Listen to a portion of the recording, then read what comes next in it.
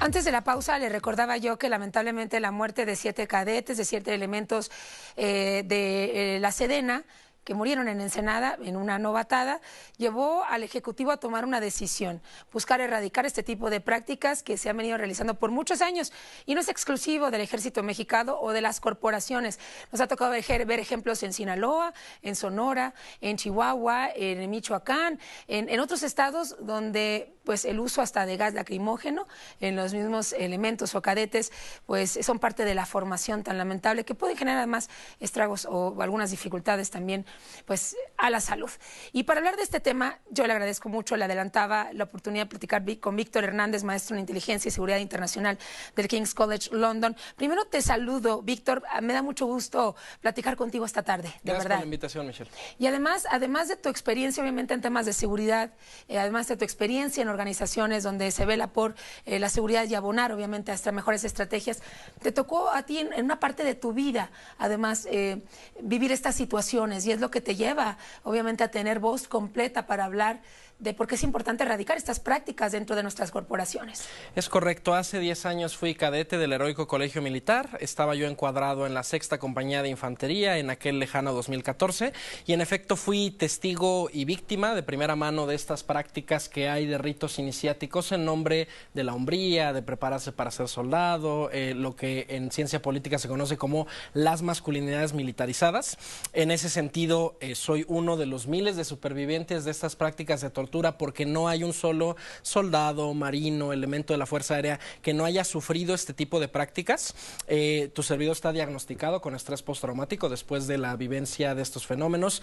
Hubo un compañero mío que fue asesinado, el cadete Jorge Eduardo Sánchez Ortega, en el Centro Nacional de Adiestramiento. Hay otros casos que son un tanto invisibles porque si bien no hubo fallecidos, sí hubo lesiones de por vida y se les dio de baja médica al momento de ocurrir las novatadas. Y pues bueno, hace unos días el presidente de la República emite una reforma al reglamento de educación militar prohibiendo ya expresamente por nombre y apellido las novatadas que ocurren en el sistema educativo militar. Víctor, cuéntame y cuéntale al auditorio qué novatadas son las que se realizan en las corporaciones, en el Ejército Mexicano, en la Marina. Hay 3 o 4 grandes familias de novatadas. Lo primero son las novatadas físicas, que son propiamente las golpizas, ¿no? Con tablas, con tubos.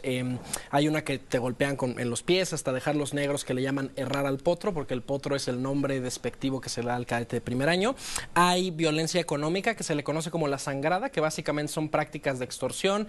Hay algunas compañías que son muy caras. Por ejemplo, el Escuadrón de Caballería suele pagar hasta 1,300 pesos a la semana de extorsiones y se le llama informalmente la colegiatura del Colegio Militar, aunque claro que es una institución que no tiene colegiatura, es una universidad pública, y hay violencia sexual, particularmente cadetes mujeres, y hemos visto muchos casos, como el de la cadete Mari de la Escuela de Mecánica Naval, la soldado Alexa Bueno, por ejemplo, que denunció acoso y que eventualmente dejó de ser la community manager de la Sedena, y es una forma de imponer disciplina, de extraer rentas de ese personal y también de desensibilizarte para enseñarte a torturar detenidos, porque al final sí, en el primer año tú eres el sujeto de las prácticas de tortura, pero eventualmente tú vas a ser el que va a interrogar así a los detenidos. Oye, Víctor, ¿y es efectivo? ¿Esa estrategia es efectivo de hacerte vivir una tortura como esta, una novatada, o a lo mejor también fuera de las novatadas, para que tú puedas aplicar esa fuerza contra algún detenido o algún sospechoso? Depende de cómo midamos la efectividad. Si el criterio de la efectividad es la eficiencia terminal del sistema educativo militar, es profundamente ineficiente porque solo 1 de cada 3 cadetes en la Universidad Naval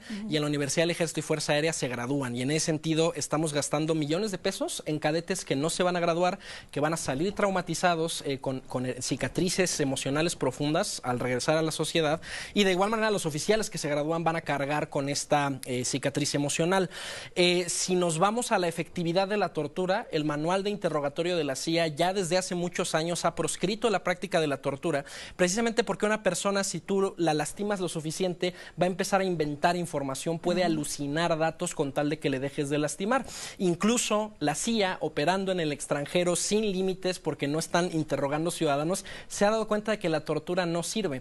El mexicano suele tener cierta sensibilidad y proclividad por la tortura, diciendo, pues es que el delincuente se lo merece, hay que electrocutarlo, hay que hacerle lo que haga falta, pero muchas veces ha habido personas que ni la debían ni la temían, que se les aplicaron estos métodos y que se les trató de ocultar estas ejecuciones extrajudiciales. Es importante lo que mencionas porque incluso me lleva a pensar cuando se utiliza este método para las declaraciones, ¿no? Entonces no podemos garantizar que una persona que ha sido torturada va a decir específicamente la verdad. Y es que hay que reflexionar cuál es el propósito del sistema de justicia. Si el propósito del sistema de justicia es que haya detenidos y que haya sentencias condenatorias, la tortura dinamita la judicialización, porque entonces un detenido, así sea el Chapo Guzmán, sea el Mayo, sea el Mencho, si tiene huellas de tortura, esa carpeta de investigación ya se cayó, esa persona ya no puede continuar un juicio. Si el objetivo es generar justicia extrajudicial, pues habría que pensar si eso funciona, porque la guerra contra el narcotráfico continúa. Estos métodos no solo están constreñidos a la milicia, sino que las policías, las fiscalías los han imitado. Incluso vienen los nombres, ¿no? ¿Qué se entiende por una judicial? El famoso waterboarding, bueno, el uso de los tehuacanazos, el uso de agua mineral para torturar a los detenidos. En el caso del ejército, ese tipo de novatadas se suele hacer, pero con químicos de limpieza, con cloro, con este tipo de químicos. Entonces no solo es la asfixia, sino que además te quema el esófago, te quema los pulmones. Voy a retomar el caso de los 7 cadetes que lamentablemente murieron en esta novatada en Ensenada. Lo recuerdo perfectamente, 4 de ellos del estado de Sonora. Inicialmente cuando se dio, cuando transportaron los cuerpos hasta el estado de Sonora, pasaron varios días, pero todavía el ejército mexicano no hablaba de una sanción a quien habría hecho esta práctica o quien ordenaría esta práctica con los cadetes. Y a lo mejor lo voy a relacionar con lo que te pasó a ti, Víctor, también, esta tortura que viviste, la muerte también de algún compañero. ¿Cuánto tiempo le tomó al ejército poner en práctica una sanción? Pues una denuncia de por medio. ¿Qué pasó? En el caso de los cadetes de Ensenada es un juicio que todavía no está terminado y parecería escandaloso, ¿no? Porque toda la evidencia apunta que fue una novatada, pero bueno, los tiempos del sistema de justicia son extremadamente lentos. Hay un caso de principios de este año que publicó Proceso de una cadete de la Heroica Escuela Naval Militar que reporta su caso ante la CNDH y la CNDH se doblega frente a la Secretaría de Marina y es llamativo la reforma que acaba de publicar el presidente López Obrador, porque en el fondo la reforma es para dar un castigo fuera del sistema judicial a quienes cometen novatadas. Es una reforma para dar de baja a los cadetes infractores, pero no está garantizando que se abra una carpeta de investigación, que haya un castigo judicial, que es lo que demanda la ley. Y además es una reforma que es redundante, porque ya el Código Penal Federal, el Reglamento General de Deberes Militares ya hablaban de fenómenos que, aunque no se les llamaba novatadas, pues cumplen la tipificación de este tipo de conductas. Y en ese sentido las novatadas ya estaban prohibidas, pero sin mecanismos para monitorear que esto ocurra, no se va a cumplir. Y te pongo un ejemplo muy sencillo. En el colegio militar todos los cadetes tienen que pasar una inspección médica antes y después de salir de su día libre para cotejar que nadie venga lastimado. Los cadetes que fueron golpeados se les suelen esconder en áreas de almacenamiento para que no se vean esas lesiones, las famosas covachas, los triángulos. En mi época se les solía esconder en la compañía de artillería, en la batería Felipe Ángeles, justo para que los médicos no pudieran constatar que había estas lesiones. Entonces, digamos, es una reforma bien intencionada, que además da un manotazo porque muchos militares defienden esta práctica y consideran que es núcleo de su formación, pero el presidente está diciendo, no, quien cometa esto es un criminal y no lo vamos a endosar desde el Estado.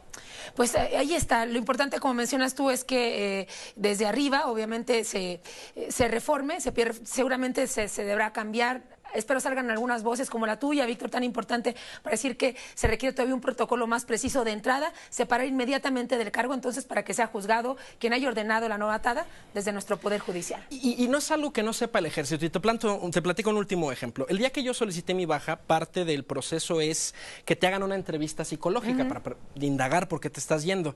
Y me recibió la jefa de la sección psicopedagógica, que era una mayor psicóloga del Servicio de Sanidad, y pues te dan una encuesta para decir, ¿por qué te vas? Pues porque me extorsionan, porque me golpean.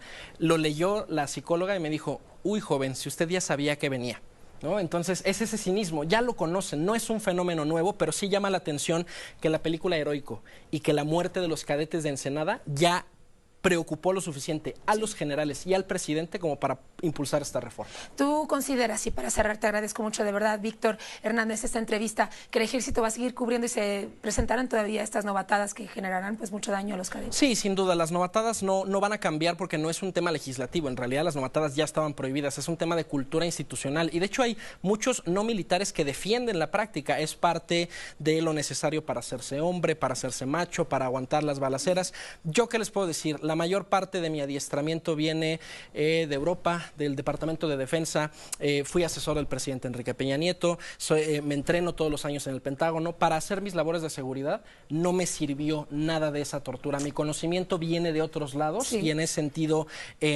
si no somos capaces de contener nuestra agresividad cuando hacemos labores de seguridad, no estamos haciendo labores de seguridad, estamos ejerciendo violencia. Ejerciendo violencia. Con esto cierro. Víctor Hernández, maestro de Inteligencia y Seguridad Internacional y del King's College London, gracias por estar con nosotros. Gracias por la invitación. Gracias. Con esta entrevista vamos a una pausa, auditorio, y bueno, que no se pierdan la película, ¿no? Si tienen oportunidad de verla. Hay que ver la película de Heroico, Simbra un terremoto, película histórica en México. Ahí está, búsquenla, ahí está en las redes sociales, tú lo promueves además en las redes sociales. Así es. Búsquela. Gracias, Víctor Hernández.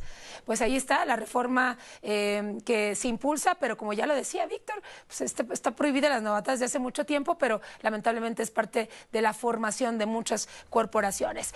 Y bueno, comparto con ustedes las redes sociales, Auditorio Radio-Fórmula. Ahí está la transmisión en vivo y Telefórmula.